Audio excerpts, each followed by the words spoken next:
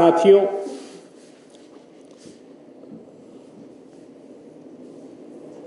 मां भारती के वीर सपूत जो भारत मां की अस्मिता, उसकी भूभागी अखंडता को सुरक्षित करने के लिए अपने सर्वस्व निछावर कर देते हैं, उन सैनिकों के लिए मैं कहना चाहता हूं, तुम सैनिक हो, काल को भी काल से दिखते रहे हो, देश का सौभाग्य अपने खून से लिखते रहे हो। दाव पर गौरव लगे तो शीश दे देते विहंस कर, देश के सम्मान पर काली घटा छाने न देते। मां भारती के लिए अपना सर्वस्व न्यौछावर करने वाले वीर सपूतों के आज ये परिस्थितियां हैं कि वो भारतीय जनता पार्टी की सरकार, वो प्रधानमंत्री जो शर्मनाक तरीके से सैनिकों की शहादत के लिए वोट मांगते हैं, वो सैनिकों के हितों को संरक्षित करने में, उनके हित पर सत्ता का आश्रय देने में ये सरकार बड़ी बेशर्मी से पीछे हट जाती है। आप याद कीजिए, जब अग्निपथ योजना भारतीय जनता पार्टी की केंद्र की सरकार लाई थी, तो उन्होंने ये कहा था कि एक लंबे समय से भारत की सरकार इस योजना के बारे में विचार कर रही थी और इसको हमने आज लागू किया है। उन्होंने 2-3 दशकों का हवाला दिया था, जबकि ये सरासर झूठ परोसा गया। इस देश के सैनिकों के साथ अन्याय की कहानी एक झूठ की पृष्ठभूमि के साथ लिखी गई। आप याद कीजिए, आजाद भारत के पहले सीडीएस बिपिन रावत जी का एक इंटरव्यू जो उन्होंने आप ही पत्रकार साथियों को दिया था, उसमें उन्होंने इस बात का उल्लेख किया था कि वे चाहते हैं कि सैनिक और सेना के अधिकारी अपनी पूरी सेवा प्रदान करें। खासकर वो सैनिकों के लिए चिंतित थे।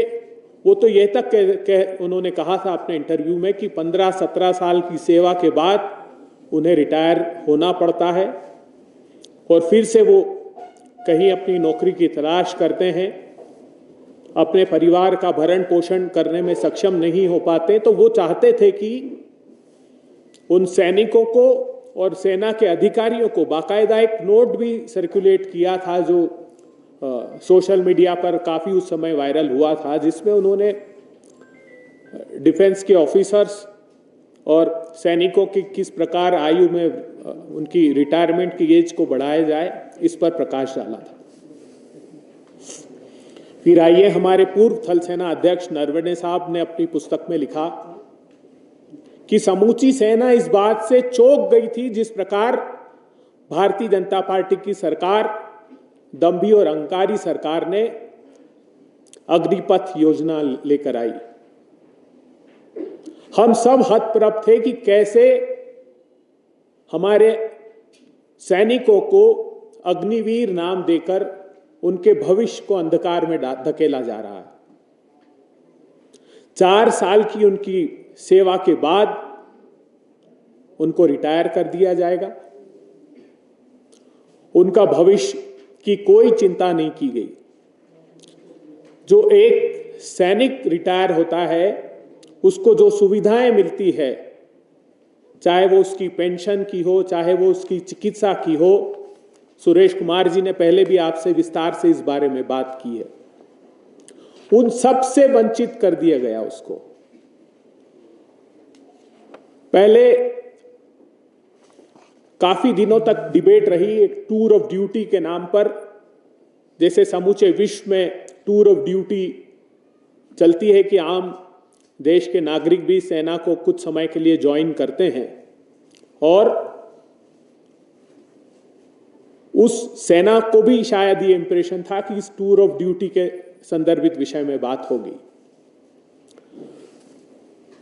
अब उसके बाद आपको याद होगा, अपने स्मृति पटलों को चिन्हित कीजिए कि 2019 से 21 के बीच लगभग 97 अलग अलग प्रांतों में भर्तियां सैनिकों की निकाली गई। उनकी 90% तक प्रक्रिया पूरी कर ली गई। एक उसमें रिटन एग्जामिनेशन एक उनकी होती है, वो एक औपचारिकता बची थी जिसको बार बार समय दिया गया। कोविड के नाम पर भारत की सरकार अपने दायित्वों से पल्ला झाड़ती रही, जबकि प्रधानमंत्री कहते थे कि इस आपदा में अवसर को तलाशना चाहिए। याद कीजिए, किसानों के खिलाफ काले क्रूर कानून उसी दौरान लाए गए क्योंकि उनके धन्ना सेठों को उनको पोषित करना था। अनुकूल परिस्थिति होने के बावजूद मोदी सरकार देश की नहीं, सिर्फ सत्ता के लोभ में डूबी रही। आप ऐसे सैकड़ों उदाहरण आपको मिलेंगे। विश्व का कोई ऐसा देश नहीं जिसने कोविड के क्राइसिस के बाद सेंसस नहीं कराए हों। विश्व का कोई ऐसा देश नहीं है जिसने इस कोविड के क्राइसिस के बाद जो हमारे हिंदुस्तान की पेंडिंग इकोनॉमिक सेंसस थी वो नहीं कराई हो। पूरे विश्व में ये प्रथा है कराने की, इससे हमारे छोटे और मझोले उद्योग के संदर्भित विषय पर हमको जानकारी मिलती है। हमारे किसान भाइयों के लिए एग्रीकल्चर सेंसस नहीं कराया इन्होंने। तो इस देश के किसानों को, इस देश के नौजवानों को, इस देश की बेटियों को, इस देश के उद्योगों को, सबको प्रताड़ना झेलनी पड़ रही है। Bureau report, city channel, Shimla.